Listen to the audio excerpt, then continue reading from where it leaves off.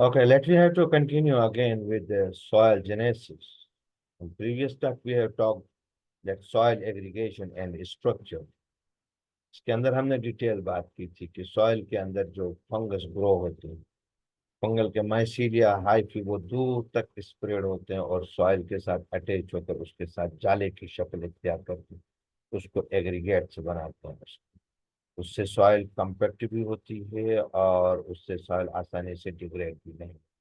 वो सॉइल को एक हिसाब से फिजिकल सपोर्ट, फिजिकल नेट की शक्ल में सपोर्ट प्रोवाइड करते हैं, जिसमें सॉइल पार्टिकल्स एडहियर्ड फॉर्म में रहते हैं। एट द सेम टाइम जब बैक्टीरियल जो एक्सुडेट्स हैं, मेटाबोलाइट्स हैं, वो जो चीज़ें रिलीज करते हैं वो उसके साथ मिक्स होकर उन एग्रीगेट्स को मजीद मजबूत करते हैं, एक ग्लू की शक्ल में उनको आपस में जोड़ते हैं, जिसकी वजह से सॉइल का जो एग्रीगेट है, पार्टिकल है, उसका साइज बढ़ते जाता है। स्टेबल एग्रीगेट्स इम्प्रूव पोरोसिटी, उसमें पोर्स भी होते हैं, एरिएशन भी होती है, उसमें वाटर भी लॉन्ग टर्म के लिए रिटेंशन होता है, जिसकी वजह से कोई भी न्यू ग्रोइंग प्लांट या सीड वहां पर आता है तो उसको वो आसानी से सपोर्ट करते हैं और वहां ग्रो करते हैं।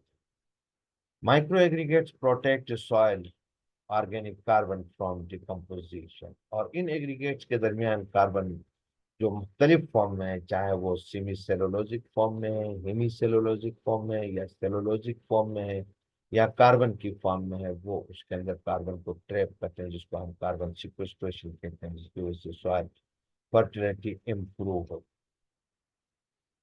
Rhizosphere and early horizon formation. Rhizosphere root recruit specialised micro organism, soil की वो अपर लेयर जो प्लांट ग्रोथ को सपोर्ट करती है, जहाँ पर माइक्रोबियल कम्युनिटीज भी होती हैं, फंगल कम्युनिटीज भी होती हैं, माइक्रोबियल एक्टिविटीज भी होती हैं, प्लांट रूट्स भी होते हैं, प्लांट रूट एक्सुडेट्स भी वहाँ रिलीज होते हैं।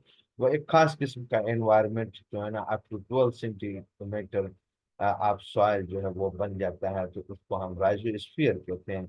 So rhizosphere supports or recruit specialized microbes, वो माइक्रोब्स जो उस प्लांट रूट के एक्सुडेट के अंदर से अपनी एनर्जी को हार्वेस्ट करते हैं, फूड वहां से वो एक्वायर कर सकते हैं। वो माइक्रोब वहां पर स्टेबल हो जाते हैं और वो प्लांट ग्रोथ प्रमोटर हार्मोन्स भी जनरेट कर लेते हैं, और वहां पर अवेलेबल जो ऑर्गेनिक मटेरियल है उसको डिकम्पोज करके वहां पर मिनरल फॉर्मेशन भी कर लेते हैं, जिसको प्लांट रूट्स एब्जॉर्ब करती है। राइज डिपोजिशन फीड्स कॉपीट्रॉफिक माइक्रोब्स, वो माइक्रो ऑर्गेनिज्म जो कार्बन डाइऑक्साइड या ऑर्गेनिक मैटर पर गुजारा करते हैं या वहां से अपनी एनर्जी को हार्वेस्ट करते हैं, उनको कॉपीट्रॉफ्स कहते हैं। उस तरह के माइक्रो ऑर्गेनिज्म वहां पर स्टेब्लिश होते हैं और अपनी पॉपुलेशन को वहां पर इंक्रीज कर देते हैं। Localised pH and redox shift accelerate mineral alteration. PH या रिडॉक्स पोटेंशियल में कोई चीज अगर कम ज्यादा होती है तो उससे मिनरल्स की जो नॉर्मल इन्वायरमेंट में जो जो सिचुएशन है उससे चेंज हो जाती है, because whenever minerals are encountering or in contact with different type of pH, so they behave different. Initiates a horizon differentiation and a nutrient hotspot. जब एक चीज मुकम्मल हो गई और उसके बाद उनकी डिकम्पोजिशन की वजह से वहां का पीएच चेंज हो गया, अब मिनरल्स का जो बिहेवियर है वो डिफरेंट होगा, जिसकी वजह से ये होराइजन की शेप, होराइजन की जो अपीयरेंस है, स्पेशली उसका कलर और उसकी कम्पैक्टनेस जो होती है वो चेंज होती है, because every soluble material, organic and inorganic material or mineral behaves differently in different pH.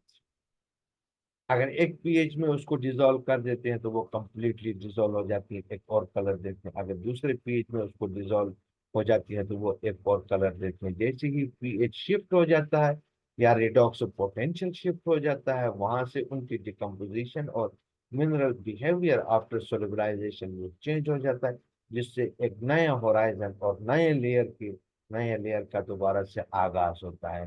तो rhizosphere and early horizon information formation यहाँ से। बायोजियोकेमिकल साइकिलिंग इन पीडोजेनेसिस, सॉइल फॉर्मेशन के दौरान जितने भी कंपाउंड्स हैं, जितने भी एलिमेंट्स हैं, उनकी बायोजियोकेमिकल साइक्लिंग भी होती है। कार्बन साइक्लिंग के ऊपर हमने तफसीलन बात की है। कम्प्लेक्स फॉर्म में मौजूद है माइक्रो ऑर्गेनिज्म, जो सॉइल ऑर्गेनिक मैटर है, वो डिकम्पोज होता है एलिमेंटल फॉर्म में या सिंपलेस्ट फॉर्म में कन्वर्ट होता है। इसी दौरान नाइट्रोजन रिसाइकलिंग होती है, जो सॉइल में आ चुका है वो नाइट्राइट, नाइट्रेट और नाइट्रस ऑक्साइड्स में चेंज हो जाता है। एटमॉस्फेयर से नाइट्रोजन फिक्सिंग माइक्रो ऑर्गेनिज्म उसको एकोमोलेट कर लेते हैं अपने अंदर और प्लांट को प्रोवाइड कर लेते हैं। Methanogens and denitrifier effect when land soil genesis. इसी तरह पानी के अंदर या मॉरिशस प्लेस के अंदर जो माइक्रोबियल कम्युनिटी होती है वो मेथनोजेनिक माइक्रो ऑर्गेनिज्म होते हैं। तो वो उसी हिसाब से ऑर्गेनिक मैटर को डिकम्पोज करके उसी हिसाब से सॉइल की फॉर्मेशन करते हैं। So how we can study such type of microbial populations which are involved in soil genesis? So modern techniques. Number one technique is metagenomic reveals uncultured soil microbial communities. जो culturable है वो तो limited है, जो non culturable है उनकी तादाद, इनकी वैरायटी बहुत ज्यादा है। तो जितने माइक्रो ऑर्गेनिज्म अनकल्चर्ड है उनको हम मेटाजेनोमिक टूल की मदद से एनालाइज कर सकते हैं, उनको विजुलाइज कर सकते हैं। Because whenever we have to see microbial community in soil, we are not looking one or two or three microorganisms. We are looking the whole microbe population just as like this, कि जिस तरह हम जंगल में जाते हैं तो किसी एक दरख्त को नहीं देखते हैं, पूरे फॉरेस्ट को देखते हैं। Stable isotope probing track active decomposer. इसी तरह आइसोटॉप्स की मदद से हम जो एक्टिव माइक्रो ऑर्गेनिज्म हैं जो डिकम्पोजिशन में इन्वॉल्व है उनको हम ट्रेस कर सकते हैं। ट्रांसक्रिप्टोम्स लिंक्स जीन टू पीडियोजेनिक प्रोसेस। पीडियोजेनेसिस में सॉइल फॉर्मेशन में जो जो जीन्स इन्वॉल्व हैं, सिट्रिक एसिड प्रोड्यूस कर रहे हैं, एसिटिक एसिड प्रोड्यूस कर रहे हैं, लैक्टिक एसिड प्रोड्यूस कर रहे हैं, इथेनॉल प्रोड्यूस कर रहे हैं, उन सारे जीन्स को, उनके मेटाबॉलिज्म पाथवेज को भी हम स्टडी कर सकते हैं।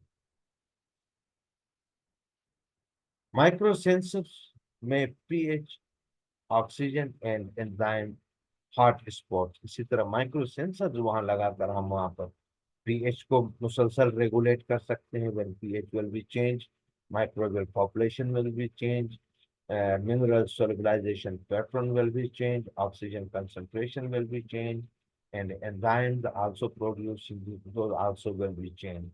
तो माइक्रो सेंसर हम लगाकर जमीन के अंदर उसकी फॉर्मेशन या उसकी एक्टिविटी को हम रेगुलेट कर सकते हैं और चेक कर सकते हैं। Environmental control. pH strongly select a microbial community. pH main as microbial community drivers matter because microorganisms are very sensitive to the pH. pH slightly कम होता है, उसी हिसाब से माइक्रोबियल कम्युनिटी शिफ्ट होती है, क्योंकि जो माइक्रो ऑर्गेनिज्म उस पीएच को सरवाइव नहीं कर सकते हैं वो वहां से एलिमिनेट हो जाते हैं, नहीं माइक्रोबियल पॉपुलेशन डेवलप होगा। इसी तरह पीएच अगर हायर की तरफ चला जाता है तो जो माइक्रोबियल कम्युनिटी उस पीएच को रेजिस्ट कर सकती हैं, उसमें ग्रो कर सकती हैं, वो डेवलप होती हैं। बाकी जो रेजिस्ट नहीं कर सकती हैं, ग्रो नहीं कर सकती, वो एलिमिनेट हो जाती हैं। Moisture and temperature also regulates the decomposition of available organic material in soil. If suitable temperature is there, microbial decomposition of organic material will be active, actively will be decomposed. क्यों? Micro organism के लिए table temperature हो, the those will actively decompose the organic material. And इसी तरह moisture content is very important. If moisture content is very low, microbes will be unable to decompose any available substrate. If moisture content is quite enough, active water quantity is available for the microbes, so microbes will uh, actively participate in decomposition. Land use and pollution alter natural soil genesis. अब दूसरी चीज ये है कि land practice क्या है, हम उसमें क्या चीज कल्टीवेट करें, हम उसके अंदर कौन से केमिकल्स यूज करें। अगर केमिकल्स उस नौयत के हैं जो माइक्रोबियल ग्रोथ को, माइक्रोबियल एक्टिविटीज को सपोर्ट करते हैं, तो वो सॉइल पॉजिटिवली डेवलप होगी, पॉजिटिव जिसे इंसान करामत समझता है उसी हिसाब से। और अगर माइक्रो और ऐसे केमिकल्स हम इस्तेमाल कर रहे हैं जो माइक्रोबियल पॉपुलेशन को डिस्ट्रॉय कर रहे हैं, तो वो सॉइल जो है ना नेगेटिवली वो होगी शिफ्ट। टेक अवे, की take away what microbes are central drivers of soil genetics.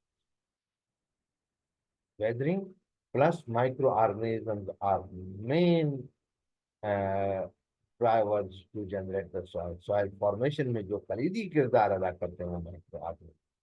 They mediate weathering, humidification, nutrient release, and aggregation. Fungus हो गया, नेमाटोड्स हो गए, बैक्टीरिया हो गए, एक्टिनोमाइसीट्स हो गए, these all microorganisms are actively participating in soil formation. तो सारी तफसील हमने पिछली स्लाइड्स में पढ़ ली कि वो कम्प्लेक्स मैटर को न्यूट्रिएंट में कन्वर्ट कर देते हैं, रॉक्स को भी जो है ना वो डिकम्पोज कर देते हैं एसिड प्रोडक्शन की मदद से, और सॉइल को जो है ना डिग्रेड होने से भी रोक देते हैं माइसीडियम की मदद से। Modern omics connect microbial diversity to soil forming function. Modern जो मॉलिक्यूलर जेनेटिक की स्टडीज है वो ये बता रही हैं कि माइक्रोबियल डाइवर्सिटी जो है वो सॉइल फॉर्मेशन के फंक्शन को मजीद एनहांस करती है। जितनी ज्यादा किस्म की माइक्रोबियल पॉपुलेशन होंगी, इतनी ज्यादा माइक्रोबियल एक्टिविटीज उस सॉइल के अंदर होंगी, इतनी ज्यादा टाइप के न्यूट्रिएंट्स और एलिमेंट साइक्लिंग होगी, और वो सॉइल इतनी ज्यादा ही फर्टाइल होगी। Understanding microbiology improves soil restoration and management.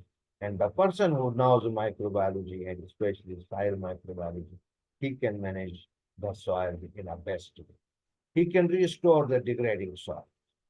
इसीलिए माइक्रोबायोलॉजी का एग्रीकल्चर में सॉइल के अंदर सबसे कलीदी किरदार है कि वो जानते हैं, they know how to handle the micro organism, how to improve the microbial population in soil, which type of chemicals we have to avoid from to add in soil, and which type of practices we should maintain in soil to support the microbial population. जैसे microbial population अच्छी develop होगी, इतनी अच्छी soil बन जाएगी।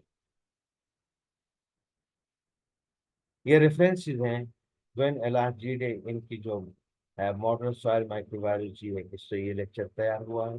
और दूसरा micro organism in soil, roles in genesis and functions, इससे इसकी स्लाइड्स तैयार हुई हैं। Four concepts microbial weathering, humidification, aggregation, and nutrient cycling. So I hope you can understand it well. मजीद अगर कोई चीज़ें समझ में नहीं आती है तो ये बुक्स आप इंटरनेट से डाउनलोड करें, पीडीएफ फॉर्म में दूसरे स्टूडेंट्स को भी प्रोवाइड करें, अपने पास भी रखें, और इसमें से चीज़ें भी पढ़ें। Thank you. Wish you for